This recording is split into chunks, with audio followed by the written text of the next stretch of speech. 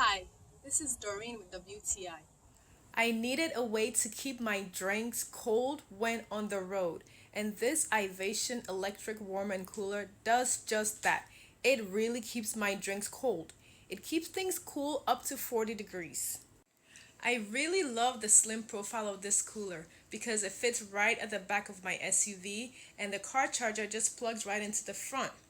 Another thing I love about this is that when you're done, the cords and wires just store right in the little compartment created for it. So you don't have to worry about wires and cords just hanging out from the back of the cooler.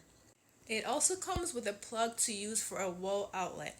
And one thing I also love is that this cooler is quiet when it's running. Just listen. When you don't have any source of electricity or power, you can also use this as just a regular cooler. I had water and ice in here for 24 hours and you can see that I still have ice left. So it really functions as just a normal cooler. I've really enjoyed using my Ivation electric warm and cooler, especially during the hot and humid summer days, and I think you will too. And that is my point of view.